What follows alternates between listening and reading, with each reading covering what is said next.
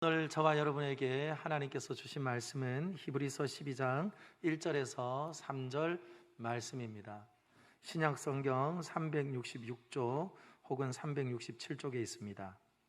히브리서 12장 1절부터 3절 말씀을 한 목소리로 같이 읽도록 하겠습니다. 시작.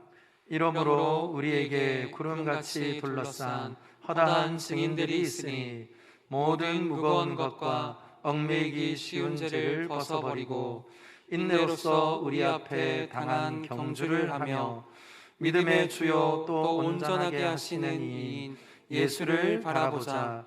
그는 그 앞에 있는 기쁨을 위하여 십자가를 참으사 부끄러움을 개의치 아니하시더니 하나님 보좌 우편에 앉으셨느니라. 너희가 피곤하여 낙심하지 않기 위하여 죄인들이 이같이 자기에게 거역한 일을 참으신 일을 생각하라. 아멘. 우리 함께 고백합시다. 하나님은 나를 사랑하십니다. 나는 그 사랑 안에 있습니다. 하나님은 나에게 오늘 말씀하실 것입니다. 그 말씀에 능력이 있습니다. 그 말씀에 생명이 있습니다. 나의 마음을 예수님께 열겠습니다. 나의 생각을 예수님께 집중하겠습니다. 들은 만큼 변합니다. 들은 만큼 행복해집니다. 아멘. 할렐루야. 사랑하는 여러분, 저를 한번 따라 하시죠. 행복하십시오. 성령 충만하십시오. 저는 오늘 행복하기를 원하고 성령 충만하기를 원하는 저와 여러분들에게 주신 말씀을 가지고 예수로 사는 것이 믿음이다 라는 제목으로 말씀을 나누겠습니다. 여러분, 워너비라는 말을 들어보셨죠? 워너비라는 말은 무언가가 되고 싶다라는 뜻입니다. 원래는 영어로 이렇게 쓰죠. want to be. 이렇게 딱딱 끊어서 읽으면 영어인지 사투리인지 구분이 잘 되지 않아요.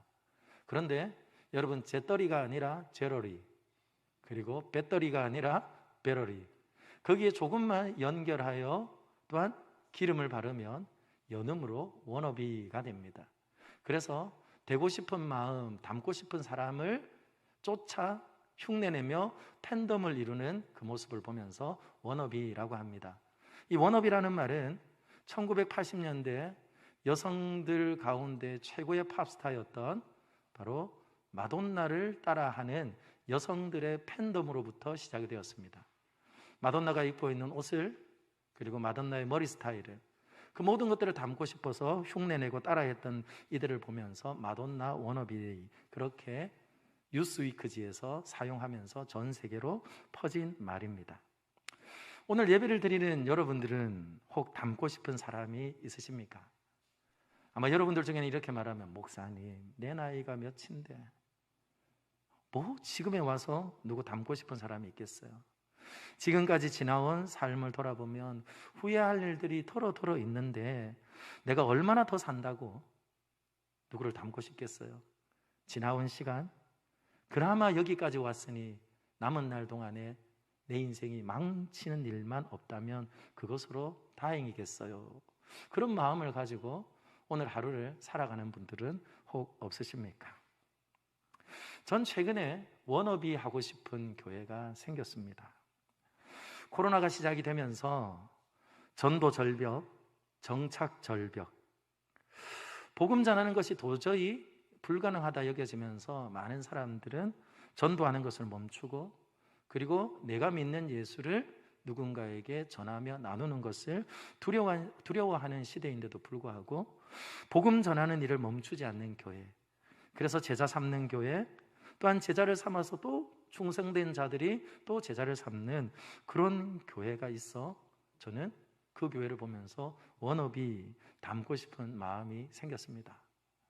그런데 여러분, 저는 그 교회를 보면서 전도에만 열심이고 그리고 제자 삼는 일에만 열심인 줄 알았더니 그들의 예배에도 기름 부으심이 있고 또 감격이 있고, 그리고 성도들의 얼굴을 보니 행복하기 그지없는 모습을 보게 됩니다.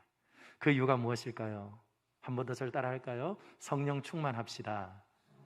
그래요. 성령 충만한 건요, 성령님께서 우리와 함께 하시고 또한 예수로 충만함으로 인해서 그 안에 기쁨과 즐거움과 감사함이 있는 것이죠. 그래서 저는 오늘 그 교회에 우리 성도님들 중에 몇 분을 탐방하기 위해서 오후 시간에 보내기로 했습니다. 그 교회에 연락을 하고 또 우리 전도대 식구들과 우리 교육전사님 두 분을 보내어서 여러분들의 그 생명력 넘치는 DNA가 무엇인지 한번 알고 싶습니다. 그랬더니 우리를 초대해 주셨어요. 여러분, 저는 우리 다산로 교회 안에도 다시금 하나님이 주시는 생명력과 그리고 또한 기쁨과 생명력이 넘치는 성도들로 인하여서 서로 얼굴만 보아도 오늘 우리 권사님이 이렇게 인사하더라고요. 교회에서 보니 더 반갑네. 그런 만남이, 그런 공동체가 저와 여러분들의 생명력 넘치는 공동체가 되기를 예수님의 이름으로 축복합니다. 그러면서 여러분, 교회를 이루고 있는 것이 또한 무엇인지 한 번 더 생각해 보십시오. 교회는 그리스도의 몸이라 그랬죠. 그리고 그 몸을 이루기 위해서는 지체들이 다 붙어 있는데, 그렇다면 다시 교회 워너비를 한다는 것은 바로 저와 여러분들이 또한 누구를 닮고 싶은가 하는 대물음이 되어지는 것이죠. 그래서 여러분들에게 다시 묻고 싶어요. 여러분들은 누굴 닮고 싶으십니까? 저는 닮고 싶은 교회도 있지만 닮고 싶은 사람들도 있습니다. 지난 월요일부터 대한민국에 가장 영향력 있는 목사님, 현역 목사님 중에 한 분과 함께 한 달에 2번씩 1년 동안 제자 훈련이 시작되었습니다. 목사님이 웬 제자 훈련입니까? 여러분, 저도요, 하나님께서 제게 주신 그 사명을 마칠 때까지 끊임없이 훈련되어져야 한다는 것을 저는 3년 5개월 다산로 교회에서 목양을 하면서 목회를 하면서 또 절실하게 경험되어집니다. 딱 3년하고 5개월이 지난 것 같아요. 하나님께서 준비되어 보내시고 또 만나게 해주셨지만 앞을 향하여 또 주님께서 우리에게 맡기신 사명을 하여 달리다 보니 제 안에도 뭐가 생기겠어요? 제 안에도 어느 순간인 거 보니까 고집이 생긴 것 같고, 그리고 내 안에도 각질이 뜨덕뜨덕 붙어서 걷는 걸음이 똑바로 걷지 못한다는 것을 제 안에 또 들여다보게 되어지는 것을 보게 됩니다. 그래서 제게 주어진 그 기회를 저는 붙잡고, 그리고 한 달에 2번씩 그 목사님의 귀한 시간을 할애해 준 것을 감사하게 생각하면서 저도 다시 훈련받기를 작정했어요. 그래서 지난 월요일 날 10시부터, 오전 10시부터 오후 5시까지 강의도 듣고 또 그분이 준비한 수많은 훌륭한 강사님들을 통해서 또 배움을 하고, 그리고 그분과 함께 긴 시간을 대화하며 시간을 보내었습니다. 그러면서 제 안에는 위로도 생기더라고요. 위로도 생기는 것뿐만 아니라 제 안에는 또 도전도 생겼습니다. 도전이 생기면 제 안에는 또 질문이 생기는 거예요. 여러분, 저는요, 질문이 생기면 궁금해서 견딜 수가 없어요. 그래서 반드시 질문을 합니다. 그 질문의 핵심은 딱 한 가지였습니다. 30년이 넘는 시간 동안 목회를 하셨는데, 그리고 한 길 가는 목회자로서 많은 이들에게 귀감이 되셨는데, 목사님의 목회의 그 비결은 오늘 제가 하루 종일 목사님과 지내보니 목사는 힘 조절을 잘해야 된다고 하는 것 같습니다. 그래서 힘 조절의 비밀이 무엇입니까? 라고 물었습니다. 여러분, 힘 조절의 비밀이 무엇일까요? 모든 스포츠도 모든 일도 힘을 빼는 순간 비로소 완전한 포음이, 그리고 또한 그곳에서 또한 능력이 나타나는 것처럼 목회 역시 힘 조절을 잘해야 된다는 거예요. 그래서 제가 질문을 했더니 그분이 말씀하셨습니다. 저를 한번 따라 할까요? 기도가 답이야.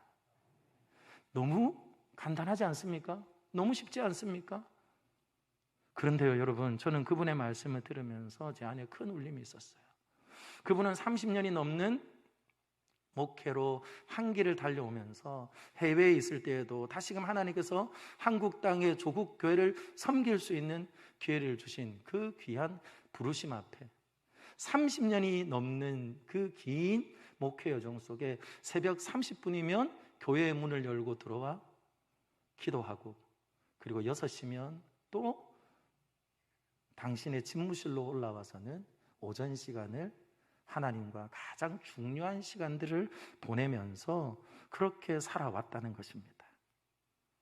그러면서 그는 첫째도 기도이고 둘째도 기도이고 셋째도 기도라고 말하더라고요.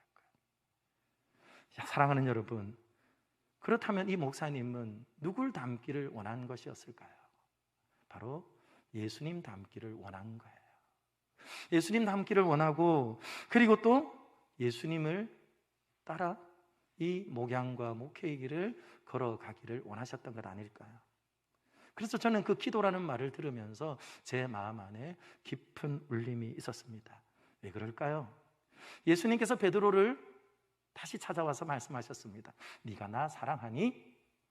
그랬더니 사랑합니다. 예수님 말씀하셨어요. 내 양을 먹이라.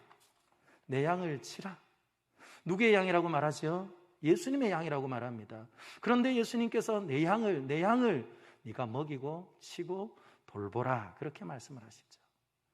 그러니 무엇입니까? 맡기신 그분을 바라볼 수밖에 없는 거예요. 그러니 여러분, 그분을 바라보기 위하여서 무엇 하는 겁니까? 눈을 감는 겁니다. 여러분, 눈을 감게 되어지면 어떤 일이 일어날까요? 비로소 눈이 열리는 거예요. 이게 기독교가 가지고 있는 역설입니다. 눈을 감는 순간 하나님을 향한 눈이 열리고, 또한 하나님이 우리를 향한 또한 눈이 열리는 것이 바로 기독교가 가지고 있는 역설의 힘이라는 거예요. 이뿐 아니죠. 엎드리면 어떤 일이 일어납니까? 십자가에서 죽으시고 부활하신 부활의 능력과 그 생명이 우리를 일으키는 그런 놀라운 역설의 능력이 나타나기에 그는 예수님 닮기를 원합니다. 그리고는 하나님의 말씀을 붙들고, 그리고 기도의 자리에서 신음을 하며 이제 목회의 마지막 결승점을 바라보면서 피곤하기도 하고 고단하기도 한 그 월요일을 전국의 15명의 젊은 목사들에게 자신의 곁을 내어주고 제자훈련을, 도제교육을 시작한 것이죠. 다시 묻습니다. 여러분, 누굴 닮고 싶으십니까? 누구의 워너비로 믿음의 삶을 끝까지 경주하고 싶으십니까? 저는 이곳에서 예배하는 우리 다산호교회 모든 믿음의 권속들이 지저스 워너비 할 수 있기를 예수님의 이름으로 축원합니다. 예수님 닮기를 간절히 소망하며 오늘도 예배하고 찬양하며 기도하는 믿음의 식구들이 되기를 원해요. 그래서 여러분, 예수님을 바라보고 예수님을 닮기를 원한다면 저와 여러분들이 먼저 해야 하는 일이 있습니다.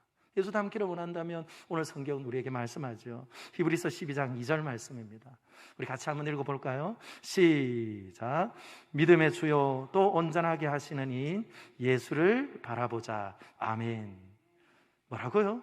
예수님을 바라보아야 된다는 거예요. 예수님을 바라보아야 되는 이유가 무엇이겠습니까? 1절 말씀을 보면 예수 그리스도로 인하여서 우리는 다 믿음의 경주를 하는 달리기 선수이기 때문이라고 성경은 말씀합니다. 달리기 선수에게 중요한 것이 무엇일까요? 달리기 선수에게 중요한 것은요, 출발선과 결승점이 굉장히 중요합니다. 내가 달리기 선수라는 것을 알지 못하면 출발선에서 달리지 않아도 됩니다. 출발선보다 훨씬 더 뒤에서 달려도 되고 출발선보다 훨씬 더 앞에서 달려도 됩니다.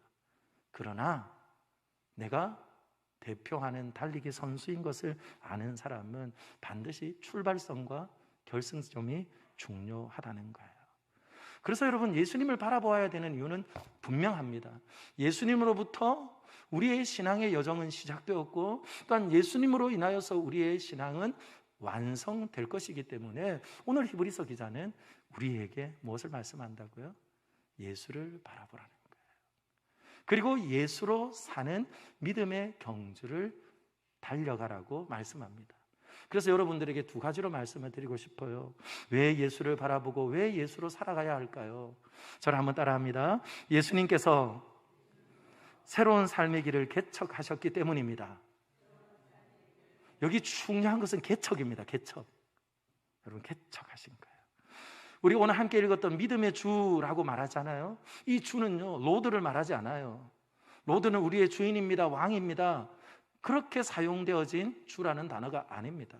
이 주라는 단어는 개척자, 선구자라는 말이 바로 오늘 본문에 기록된 말씀입니다. 그러니 여러분, 개척자라는 말을 다시 한번 생각해 보세요.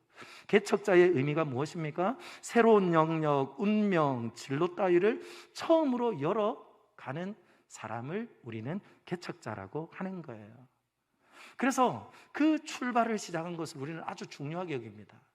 우리 다산노교회는 어떻게 개척이 되었죠? 1948년 4월 18일 최성곤 목사님과 고 심천 장로님을 포함한 15명의 성도와 함께 시작되었어요. 그래서 우리의 시작을 알고 싶으세요? 그러면 여러분 요람을 보세요. 교회 연역 첫 번째 줄에 절대로 우리의 시작이 어떻게 시작이 되었는지 잊지 않도록 명확하게 한 줄 기록이 되어져 있습니다. 왜 그것이 중요합니까? 오늘 여기 우리가 있는 것이 바로 개척한, 그리고 또한 아무것도 없는 그 땅에 주님의 명령을 따라서 예배하며 그리고 또한 교회 공동체를 이룬 개척자들이 있었기에 오늘 저와 여러분들이 있다는 거예요. 하나님께서는 이 땅에 어찌 보면 개척하신 하나님이십니다. 혼돈과 무질서 가운데 질서를 잡으시고 에덴을 개척하셨어요. 에덴을 개척하시고 또한 그곳에 사람을 두셨습니다. 그곳에서 하나님의 뜻하심은 생명과 기쁨과 감사와 찬송과 영광의 삶을 살도록 길을 여셨어요. 그런데 여러분 잘 아시죠? 이렇게 하나님께서 놀라운 길을 열었지만 바로 죄와 사망의 길을 개척한 사람이 있습니다. 그가 누굽니까? 아담이에요. 하나님께서 생명의 길을 개척하셨음에도 불구하고 그는 죄와 사망의 길을 개척했습니다. 죄와 사망의 길을 개척함으로 인하여서 그를 통하여 태어나는 모든 인생들은 어떻게 해요? 마치 고장난 브레이크를 가진 자동차처럼 멈추지 못하고 사망과 그리고 죽음의 길을 달려가던 이들이 모든 인류의 한결같은 결승점이었다는 거예요. 그런데 예수님께서 어떤 일을 행하셨습니까? 십자가의 길로 통하여 생명의 길을 여시고 소망의 길을 여시고 비전의 길을 여시고 또한 영광스러운 길을 여신 바로 예수님은 분명한 우리 인생의 새로운 길을 개척하신 분명한 선구자이고 또한 개척자라는 것이죠. 그러므로 인하여서 우리는 이 믿음의 경주를 하는 동안에 끊임없이 다시금 확인해야 합니다. 우리가 어떻게 시작된 인생이고 또한 우리는 어떻게 하나님의 자녀가 되었는지 그 출발점을 반드시 확인해야 되는 거예요. 고속철도로 인하여서 우리 한반도는 하루 생활권이 되었습니다.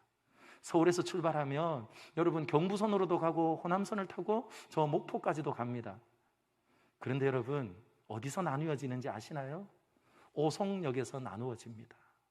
오송역에서 내려가던 그 기차의 선로가 바뀌지 않으면 경부선으로 가야 되는 기차가 호남선으로도 가기도 하고 호남선으로 가야 되는 기차가 경부선으로도 가게 되는 것이에요.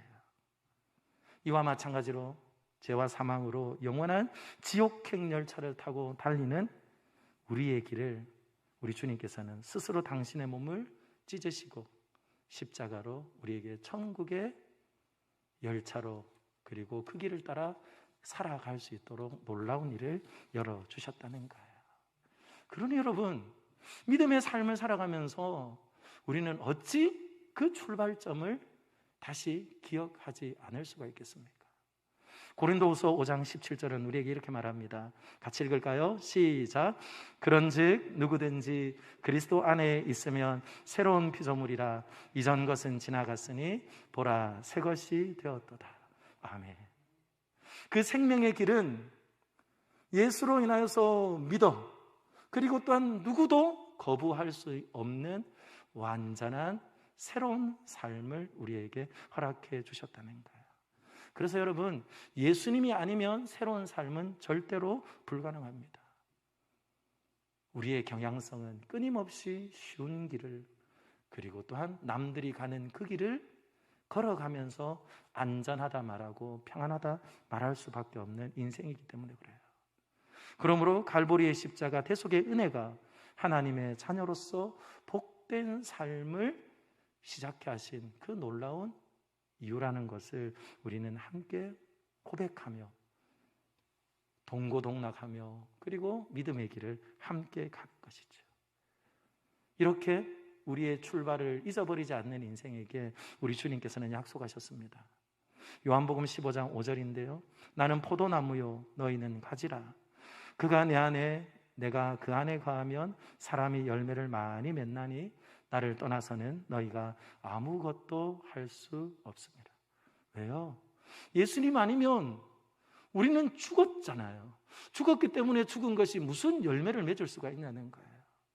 그래서 우리는 끊임없이 믿음의 주를 바라보면서 내가 살아있는 존재인지, 그리고 내가 죽어있는 존재인지, 뿌리로부터 내가 끊어진 존재인지, 아니면 예수 그리스도의 나무됨에 접붙임이 되어 있는 존재인지 확인하며 걸어갈 때에 우리의 삶에는 예수로 인하여 풍성한 삶을 누리게 될 줄 믿습니다. 그러니 여러분, 오늘 말씀을 통하여 우리 사랑하는 다산로 교회의 하는 음성을 듣고 믿음의 주 되시는 예수 그리스도, 새로운 삶을 개척하신 예수 그리스도, 그분으로 인하여 구원의 기쁨과 감격을 빼앗기지 않는 하나님의 사람들이 되기를 예수님의 이름으로 축원합니다. 그리고 또한 성경은 우리에게 말씀하지요. 무엇을 말씀합니까?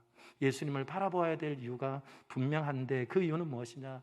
예수님께서 결승점이기 때문이라는 거예요. 예수님께서 우리들의 믿음의 길을 완주할 수 있도록 도우시는 하나님이라는 뜻입니다. 그래서 여러분, 온전케 하시는 이라는 말은 우리를 결승점까지 인도할 수 있는 능력이 있으신 분을 지칭하며 오늘 온전케 하시는 예수라고 말씀을 하는 거예요. 여러분, 무슨 힘으로 지난주를 사셨어요? 오늘 무슨 힘으로 예배를 드리세요? 내 의지와 내 힘과 그리고 내 안에 있는 어떤 동력을 가지고 여러분들을 예배하세요? 우리는 예배 때마다 고백합니다. 하나님은 영이시니 예배하는 자가 영과 진리로 예배할지니라. 아멘. 왜요? 내 힘으로는 하나님을 온전히 예배하는 것이, 그리고 내 힘으로는 하루하루 살아가는 것이 결코 끝까지 달려갈 수 있는 그 에너지가 없기 때문에 그렇습니다. 아버지와 아들이 등산을 하기를 시작했대요. 등산을 하면서 아버지는 무엇을 지고 있었을까요? 지도와 나침반을 지고 있었습니다. 그리고 그 아이와 함께 길을 가는데 산을 오르려고 올라가면 올라갈수록 점점 깊은 숲으로 지나가더라는 거예요. 그래서 이 아이가 불안하기 시작했습니다. 아빠, 왜 길은 보이지 않고 점점 깊은 숲으로 우리는 가는 거죠? 아빠, 우리가 길을 잃어버린 것은 아닐까요? 그 두려움과 불안함이 있어서 아버지에게 이야기를 했어요. 그랬더니 아버지는 아무 말도 하지 않아요. 그리고는 방향만 가르치는 거예요. 아들아, 이 길로 가면 정상으로 갈 수 있단다. 근데 이 아이는 아버지의 말을 반신반의하며 쫓아갔습니다. 그래서 그들은 어디에 도착했을까요? 결국 그들은 정상에 도착한 것이죠.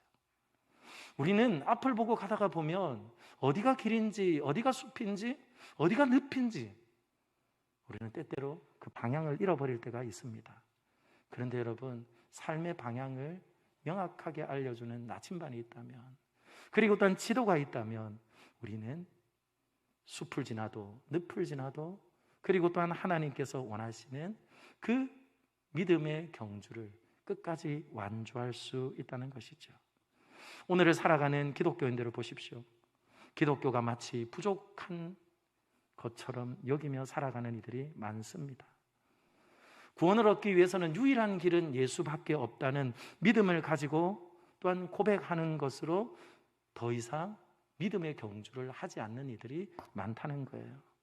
그래서 삶의 자리에서는 믿음으로 예수로 살아가는 것을 손해보는 것처럼 여기고 살아가는 이들이 많습니다. 다행스러운 건 여기는 없죠. 그러나 주위를 돌아보세요.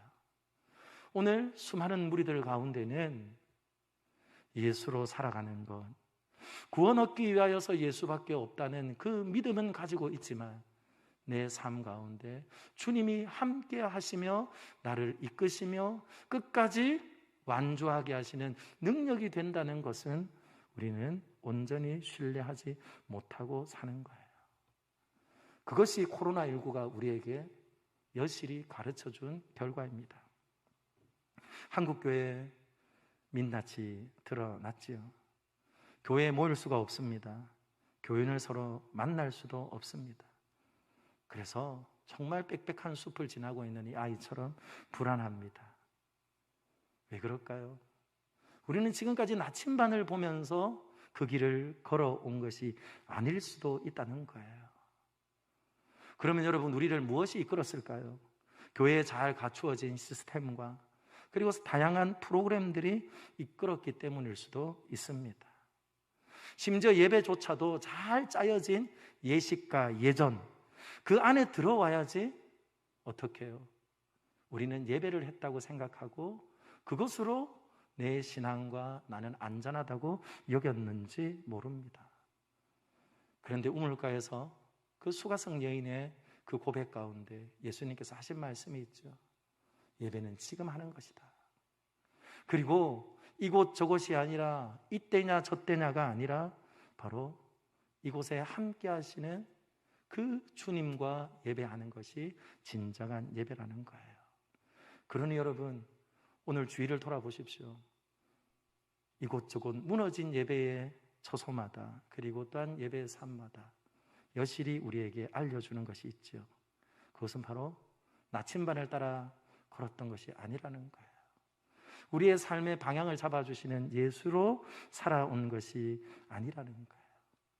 그래서 저는 우리 다산로교회는 기본으로 돌아가서 하나님의 말씀에 굳게 서고 그 말씀 붙들고 기도하고 그 말씀 붙들고 기도할 때에 성령 충만함을 주시고 나는 결코 혼자가 아니고 혼자 있는 시간에도 주님이 나와 함께 하심을 믿는 믿음 안에서 예수로 살아감이 결코 손해보는 일이 아니라 영원한 생명과 은혜로 우리의 삶 가운데 조금도 후회함이 없는 인생이 될 것이라는 믿음 안에 사는 것이죠. 그래서 성경은 우리에게 분명히 말씀합니다. 예수 그리스도께서 선구자가 되시고 개척자가 되시고 우리의 삶을 완성하게 하실 것이니 예수 그리스도를 바라보며 예수로 살라고 말씀하시죠.